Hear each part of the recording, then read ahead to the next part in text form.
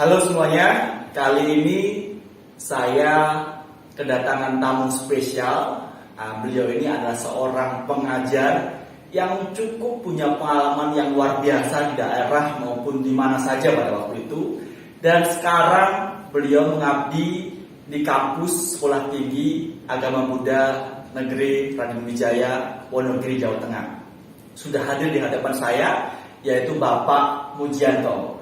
Pak Mujianto, pertama-tama saya ingin mengucapkan selamat dulu karena belum lama ini beliau telah menyelesaikan studi S3, doktoral S3 di Universitas Negeri Semarang ya Pak ya. Wah mantap ini. S3-nya apa Pak? Manajemen Kependidikan. Manajemen Kependidikan. Oke. Saya ingin berbincang-bincang teman-teman terkait dengan bagaimana strategi pembelajaran agama Buddha yang pas baik di SD, SMP, SMA hingga perguruan tinggi. Karena beliau ini sudah memiliki pengalaman yang cukup banyak di jenjang-jenjang itu, dan kemudian hari ini kita akan tanya jawab soal itu. Tapi terlebih dahulu saya ingin mendengar beliau bercerita tentang motivasi hidupnya bisa sampai S3, kemudian kemarin mengajar di mana saja dan hal-hal yang paling berkesan untuk beliau. Oke, mungkin Pak Muji bisa cerita bagaimana perjuangan awal yang membuat Pak Muji punya spirit yang hari ini bisa sampai S3, Pak. Baik, terima kasih. Saya ucapkan salam sehat, namo buddhaya. Namo buddhaya. Pertama-tama mungkin saya akan bercerita tentang pendidikan saya. Jadi saya sejak lulus SMP tahun 1987 di Kaluran Temanggung, saya melanjutkan pendidikan guru agama Buddha yang dulu namanya PGAB, setara dengan SMA di Semarang Boyolali. Kemudian tahun 90 lulus, kemudian saya melanjutkan pendidikan sarjana, yaitu pendidikan agama Buddha juga di Semarang Boyolali. Kemudian saya 94 itu saya sudah 93 ya ikut membantu mengajar di SMP Negeri 1 sama SMP Negeri 2 Kaloran Temanggung. Waktu itu honornya enggak ada lah, pokoknya sukarela, terserah sekolah mau memberi berapa gitu.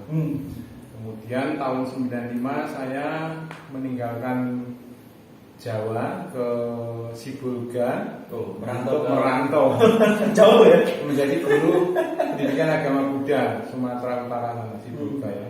Kemudian di sana sampai bertahan 4 tahun. 4 tahun di Sibolga. Kemudian apa yang pengalaman di sana Pak? Bagaimana bisa dijelaskan? Karakter Sumatera Utara memang berbeda dengan Jawa ya. Seperti apa Pak? Siswanya atau mungkin pergaulannya, pembicaraannya memang nggak bisa lembut, jadi keras, tapi bukan berarti tidak baik ya, baik. Kemudian saya mengabdi di Yayasan Wihara Buddha Sibolga itu cukup punya pengalaman karena memang saya punya kepribadian yang tidak bisa menerima begitu saja keputusan kebijakan-kebijakan yayasan. Akhirnya di tahun 98 mungkin banyak benturan-benturan. Menjadi guru itu mungkin sebenarnya habit saya memang guru ya. Passion saya memang guru. Ajar ya, mengajar, senang mengajar. Tetapi karena memang ada sesuatu yang tidak cocok di hati nurani saya, maka banyak benturan.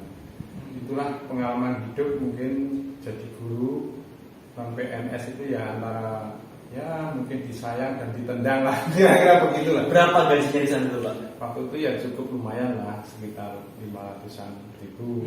Waktu masih belum krisis moneter itu. Kemudian saya memutuskan 98 itu mendaftar jadi pegawai negeri di Jambi. Jadi Sibolga Jambi itu 1 hari 1 malam naik travel, transit lewat Padang ya. Gitu. Kemudian di sana saya jadi staf Dimas Buddha dengan gaji kurang dari berapa ya, 300.000. Dulu pertama 300 ribuan ya? Belum Oh, sampai 300. belum sampai 300 ribu ya? Namanya Pak Habibie. Ya. Kemudian sambil mengajar ke sana kemari supaya satu mencukupi kebutuhan, dua kalau memang passion saya seorang guru membantu. Jadi sampai situ, kemudian saya 6 tahun jadi staf, kemudian diangkat menjadi pengawas pendidikan agama Buddha TK SD. Oh, jadi pengawas ya? Hanya 1 tahun. Cuma 1 tahun. Kemudian 1 tahun saya dimutasi ke Direktorat Jenderal Bimas Buddha. Waktu itu pemekaran antara Hindu Buddha dengan Buddha pecah dari Hindu. Itu pertama kali 2006 bulan Juli.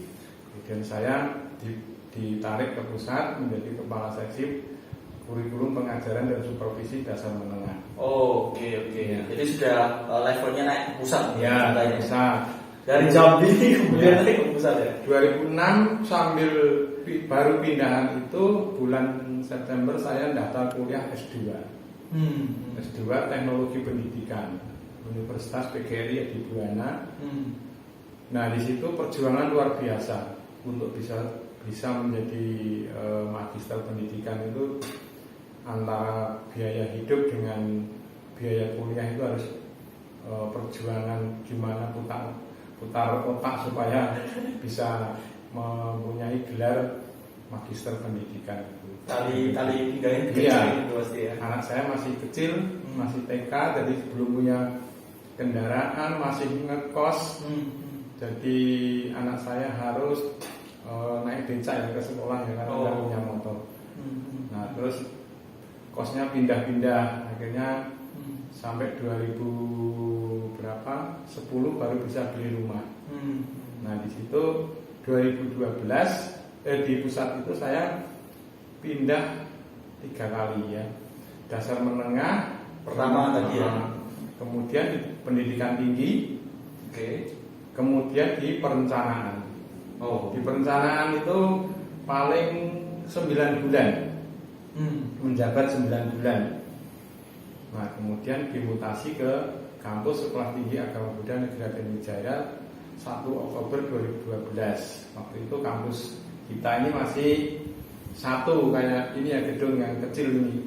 Nah kemudian pegawai kita kan dosennya sangat terbatas. Kemudian dosen diwajibkan harus pendidikan S3 kan. Jadi dengan perjuangan yang luar biasa itu, perjuangan apa yang harus dikerjakan di Raden Wijaya ini?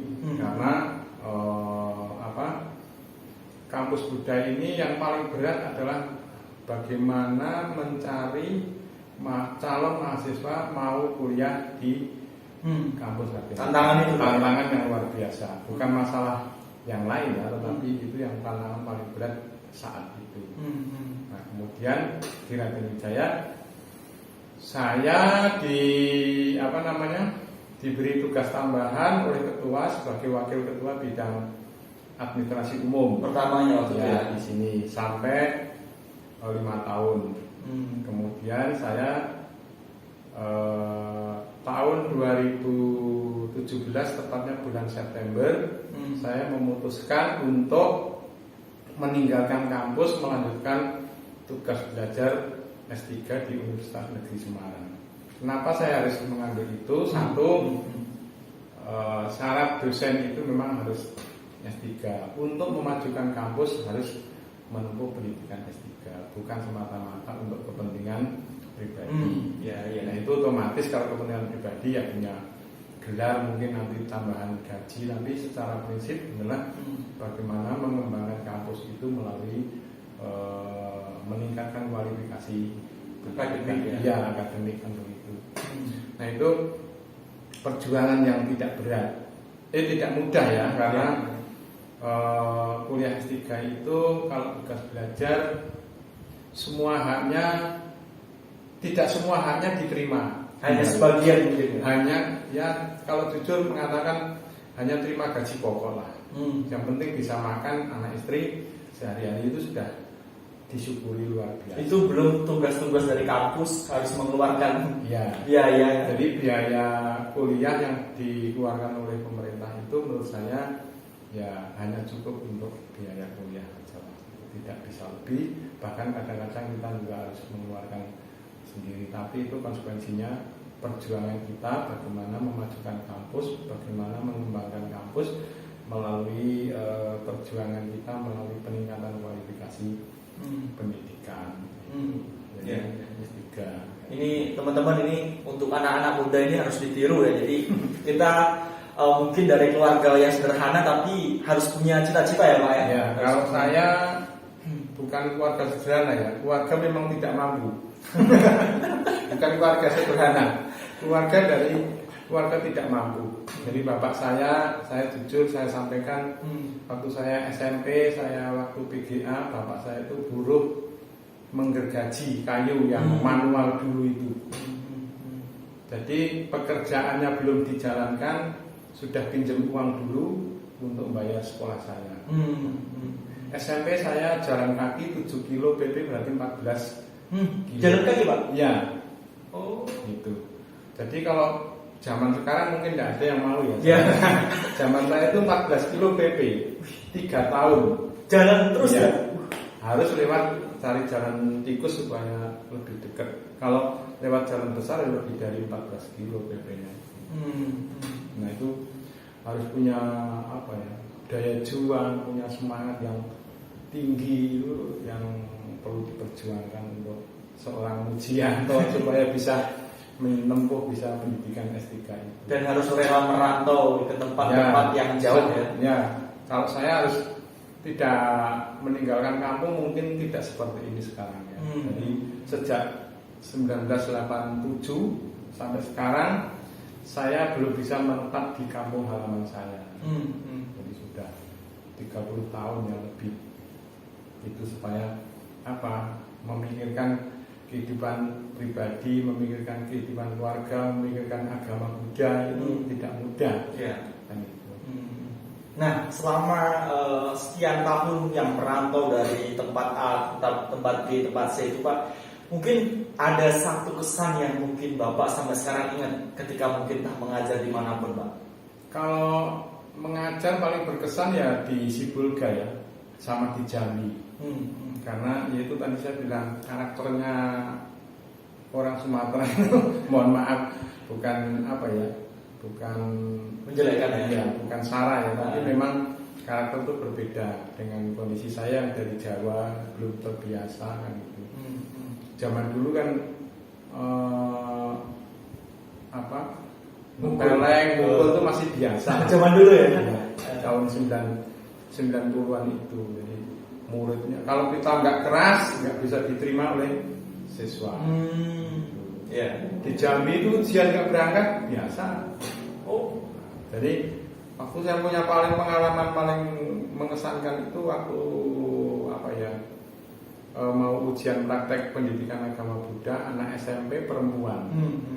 Saya hari itu sudah janjian jam 5 harus ujian praktek di wihara. Saya sudah menunggu sampai setengah 6. Padahal istri saya harus melahirkan di rumah bersalin itu sudah kesakitan jam setengah 6 itu. Akhirnya saya tinggal, saya nungguin anaknya itu nggak saya uji. Jadi ujian 1 minggu kemudian di rumah saya, setelah itu saya bawa pulang dari rumah bersalin. Luar biasa. Itu.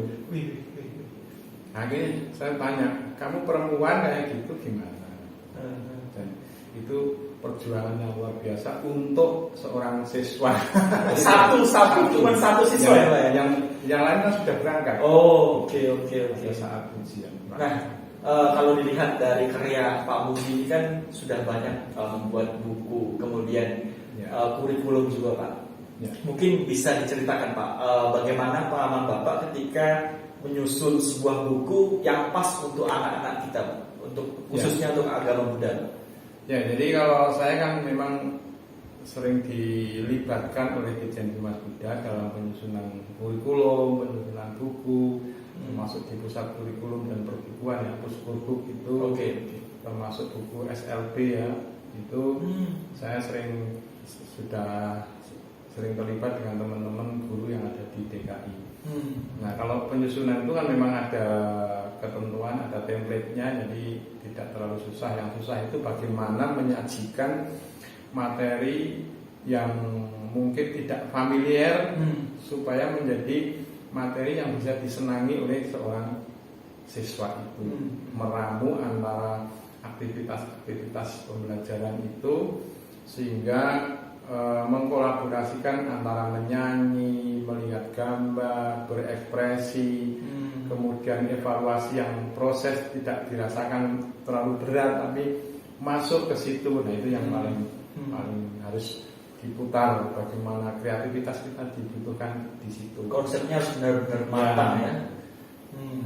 Ya. Kalau begitu dalam menyusun entah buku SD, kemudian SMP maupun SMA, apa yang harus ada minimal di dalam kurikulum itu Pak, sehingga terbentuk karakter yang baik untuk anak kita Pak? Ya, kalau di buku itu kan ada memang kegiatan pendahuluan itu wajib ya, kemudian kegiatan inti itu juga sangat wajib, kegiatan penutup. Nah, yang paling penting adalah melibatkan siswa dalam aktivitas buku itu.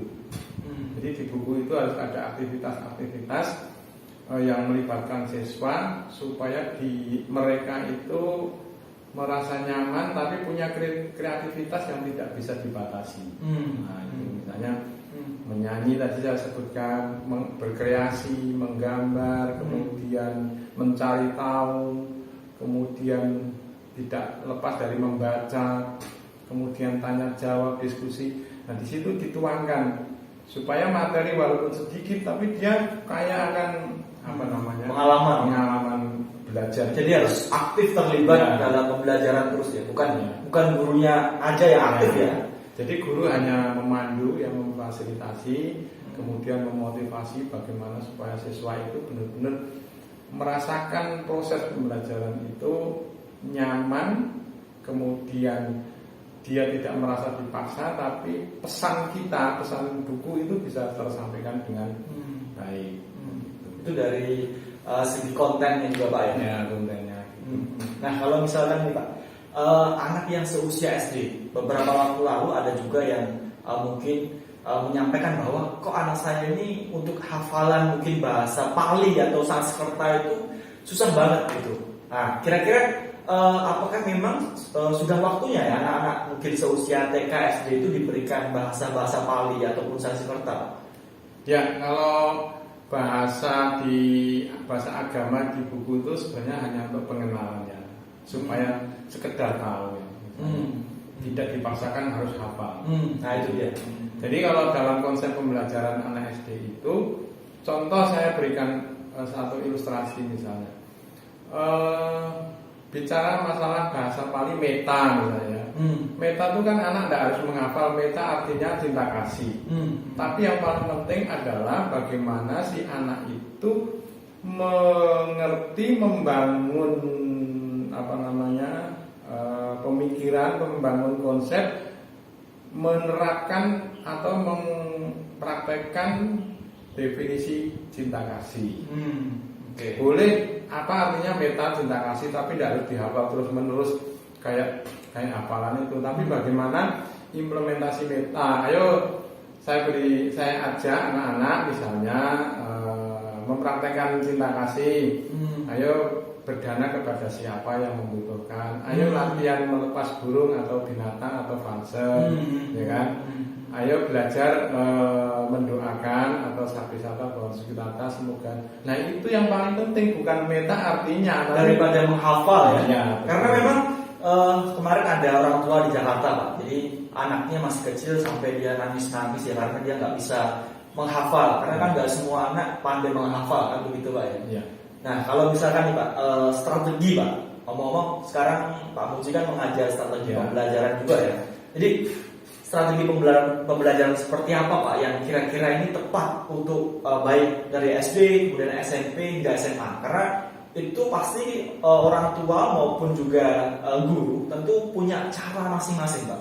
Mungkin bisa dijelaskan Pak? Ya, Terkait dengan mata kuliah yang saya ampu strategi pembelajaran itu, kalau saya sebagai dosen strategi pembelajaran itu punya visi yang selalu saya pegang sampai kapanpun untuk calon-calon guru, yaitu visi saya adalah menjadikan guru yang dirindukan siswa. Guru yang dirindukan siswa, itu yang penting. Bukan akhirnya guru yang membosankan siswa. Ya.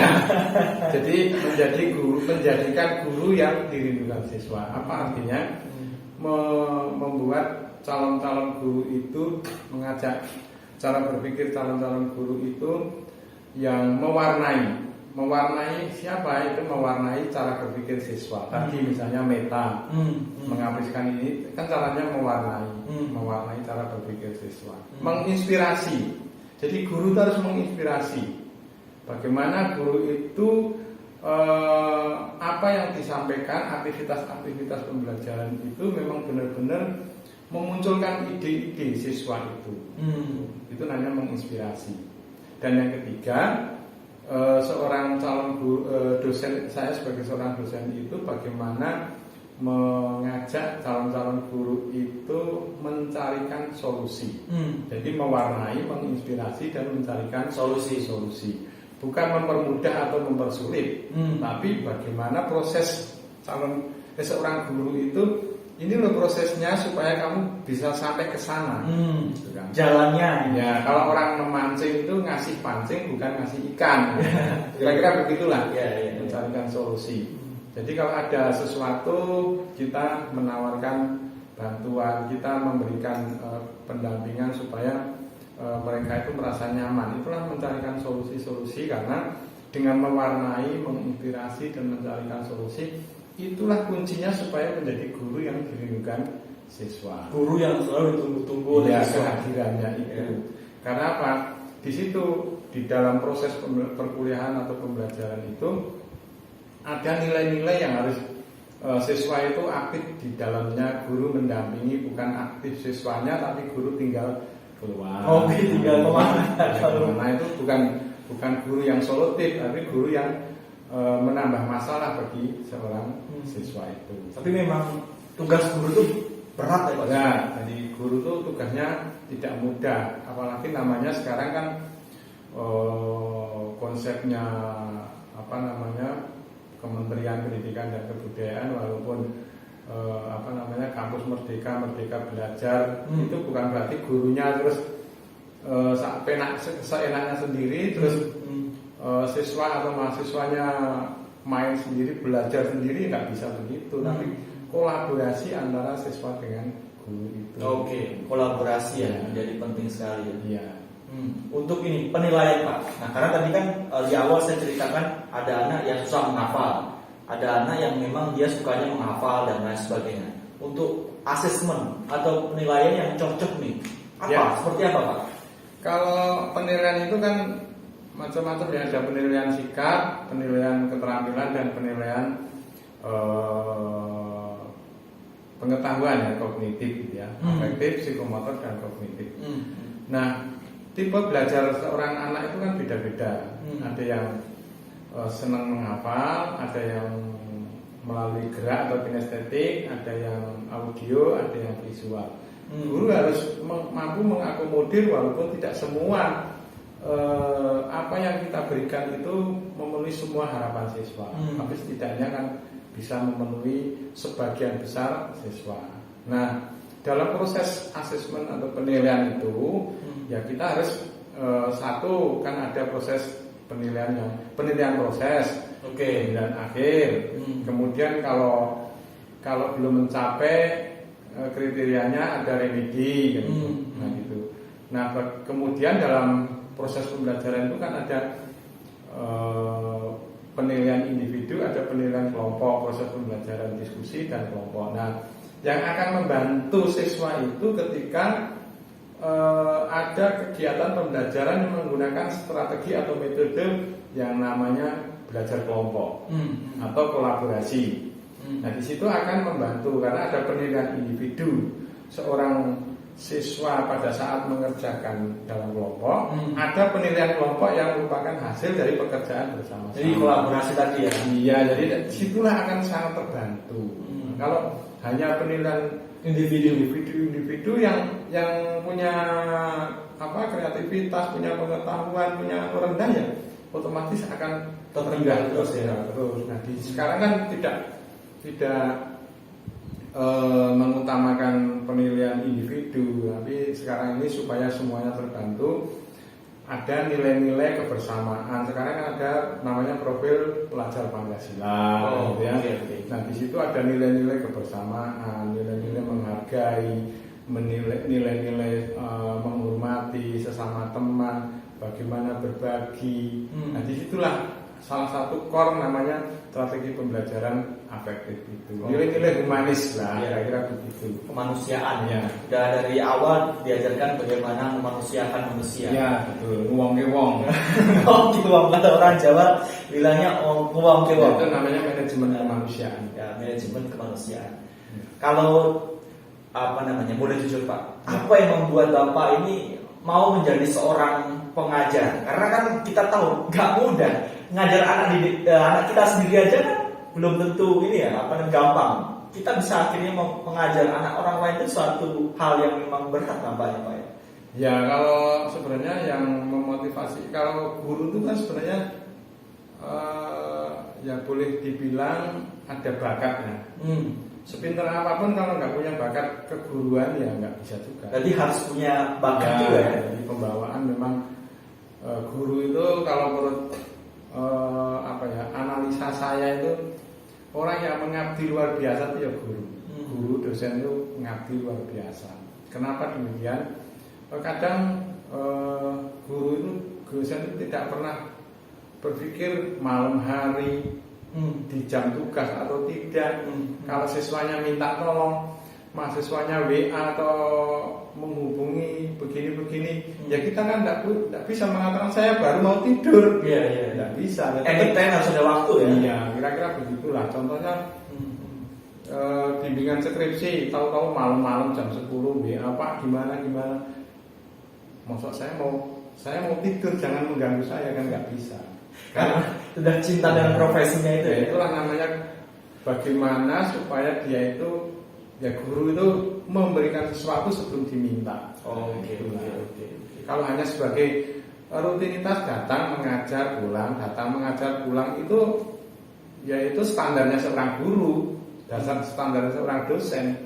Tapi kalau mau menjadi guru, menjadi dosen yang memang benar-benar punya nilai lebih, ya kapan saja dibutuhkan mau. Kemudian memberikan sesuatu sebelum diminta. Contoh misalnya ya, bimbingan skripsi, bimbingan saya kok nggak pernah menghubungi saya. Kalau itu saya harus menghubungi. Karena harus aktif juga ya. Itu musibah bagi seorang pembimbing kalau nggak lulus. Kalau bimbingannya nggak lulus gitu. Dipertanyakan bisa bimbing atau enggak. Ya, ini Pak, mungkin ada pengalaman ya, namanya manusia kan kita kadang ada rasa jengkel. Ada nggak mungkin siswa atau mahasiswa tingkah laku yang membuat jengkel Pak Muji kira-kira? Oh banyak. Seperti apa? Mungkin tadi jelaskan ini sekaligus curhat, siapa tahu mahasiswa juga mendengarkan ini Pak. Ya, kalau sebagai guru saya dulu di Sipulka ya banyak yang bikin jengkel, diajar nggak perhatikan, dikasih tugas nggak ngerjakan. Sebagai dosen juga sama. Harusnya kan dikasih batas waktu mengerjakan tugas, apalagi masa pandemi ini kan dibatasi, misalnya mengerjakan ujian tengah semester, mengerjakan tugas yang lain, mengerjakan UAS dibatasi waktu, bimbingan skripsi itu kan bikin jengkel. Tapi kembali, saya ini kan melayani mereka, bukan saya dilayani mereka. Saya harus membantu mereka, bukan saya harus dibantu mereka. Nah, jadi akhirnya turunkan dulu standar kita. Kita emosi, egoisme kita turunkan. Kembali, saya seorang pelayan, saya seorang pembantu. Bagaimana menciptakan itu tadi saat seorang siswa, seorang mahasiswa supaya menjadi orang yang memang benar-benar output itu tidak hanya sekedar lulus dapat ijazah, ada nilai-nilai lebih yang didapat dari pelayanan kita, dari bantuan kita. Ya. Meskipun kadang juga gemes ya Pak. Bukan gemes lagi, gregeter. Gitu. Nah ini ngomong-ngomong soal masa pandemi Pak. Ya. Ini kan sudah setahun lebih Pak. Jenuh nggak Pak ngajar sebenarnya? Kalau jenuh enggak, tapi sangat jenuh ya. Sangat jenuh ya. Ini nggak dosen, nggak mahasiswa juga sama-sama jenuh Pak. Sama. Tapi apa yang kira-kira strategi apa yang minimal mengurangi kejenuhan Pak? Ya kalau paling banter ya, dosen itu dituntut kreativitas tinggi. Nah dari kreativitas tinggi itu mungkin mahasiswa atau siswa itu punya partisipasi lebih ya dari kebiasaan rutinitas biasa. Nah bagaimana misalnya diberi tugas yang terkait dengan mereka itu nyaman membuat konten kreatif, itu terus mencari tahu, pokoknya yang memang benar-benar tantangan tapi mendidik untuk mereka itu menjadi lebih maju. Jadi kreativitas ya. Nah, kata kuncinya adalah kreativitas guru sama mahasiswa itu atau siswa supaya dia senang gitu. Karena tren sekarang itu kalau senang kan bikin kreatif, konten kreatif, bikin video. Nah, itu disyuting terus terkenal di media sosial. Jadi influencer. Nah, itu bagian dari pekerjaan kuliah dan mengajar itu akan membuat kita tidak membosankan. Tapi menurut Pak Puji, ada orang yang mengatakan bahwa seorang guru, pengajar atau dosen itu sesungguhnya adalah public figure, adalah seorang influencer. Bagaimana menurut Bapak? Ya, saya setuju sih karena dosen itu bukannya sekedar mentransfer ilmu ya, tapi ada nilai-nilai yang lebih yang bertanggung jawab terhadap moral. Itu. Apalagi sekarang tadi saya sampaikan profil pelajar atau mahasiswa Pancasila itu kan di situ nilai-nilai Pancasila itu baru dari masalah etika negara ya, hukum ya, dan lain-lainnya itu. Tapi ada nilai-nilai apalagi misalnya kampus yang berbasis agama, itu jelas dosen punya tanggung jawab berat terhadap pengaruh moral mereka kan, tanggung jawab itu. Jadi kalau dibilang influencer ya saya setuju karena memang bukan hanya dosen mata kuliah agama, dosen guru agama, tapi semua punya tanggung jawab. Apakah tanggung jawab dilimpahkan hanya ke dosen yang urusan dengan agama, dengan moral kan nggak bisa begitu. Semuanya harus tanggung jawab juga ya. Itu namanya nggak adil. Gajinya juga sama. Kadang cuma tidak seberapa juga ya Pak. Iya. Mungkin terakhir nih, Pak Muji bisa kasih motivasi kepada anak-anak muda untuk tidak mudah menyerah, tidak mudah putus asa dan kuliah ataupun menempuh pendidikan setinggi-tingginya. Ya, mencapai tujuan itu setiap orang harapannya sama ya. Tapi untuk sampai ke sana, sampai ke tujuan yang memang sangat didambakan itu bukan mudah. Tapi sesuatu pasti bisa. Yang kata kuncinya adalah kalau pengalaman hidup saya dari perjalanan lulus SMP sampai sekarang itu daya juang itu penting, daya juang tinggi tanpa menyerah itu penting. Kemudian cita-cita itu harus selalu diingat, gitu. Dan yang paling penting juga, yang untuk mencapai tujuan itu tidak terlalu sulit, tapi yang paling sulit itu mengatasi kemalasan supaya tujuan itu bisa tercapai. Itu dia. Nah, godaannya besar ya, banget. jadi kalau orang sudah males, apapun tidak bisa jalan sampai ke sana itu. Jadi daya juang, kemudian semangat, pantang menyerah, kemudian selalu mengingat cita-cita yang ingin dicapai. Paling kayak saya. Kalau saya nggak cepat lulus S3, maka nasib anak istri saya akan tergantung dan makan seadanya. Itu. Makanya saya harus lulus 3 tahun. Akhirnya tercapai. Dan jangan lupa berdoa. IPK-nya berapa Pak? IPK saya tidak terlalu tinggi ya, cuma 3,93. Itu sombong namanya kalau kita 3,93 itu. Ya. Jangan lupa berdoa. Doa itu punya persentase pengaruh yang luar biasa juga. Sekalipun kita punya daya juang tinggi, usaha keras, semangat tinggi, mengatasi kemalasan, mengabaikan semua gangguan-gangguan tapi doa nggak pernah dilakukan, ya saya rasa itu nggak lengkap orang berusaha tanpa doa. Ya, itu jadi orang sombong. Oh, iya betul. Tetap harus ada doa, harus usaha juga, semua harus dikerahkan. Tadi saya bilang usaha apapun tanpa doa itu menjadi orang sombong. Terus mengatakan untuk apa doa itu? Doa itu penting karena untuk mengatasi kesombongan, untuk mengatasi itu didengar doa-doa kita itu. Ya. Baik Pak, terima kasih banyak ini. Tadi sudah kita mendengar dan berbicara soal pengalaman yang saya nggak bisa bayangin ya, karena saya belum pernah merasakan jalan kaki 14 kilo tiap hari pulang pergi sampai 3 tahun itu. Saya nggak bisa bayang, karena dulu kalau saya paling naik sepeda Pak. Naik sepeda kan masih enak ya dibandingkan jalan kaki. Oke. Terima kasih Pak Muji. Sama-sama. Semoga Pak Muji dan keluarga sehat selalu. Terima kasih. Ya, semoga kita semuanya juga selalu sehat dan juga berbahagia. Akhir kata, sabde sata bawa sukitata. Semoga semua makhluk hidup berbahagia. Sadu.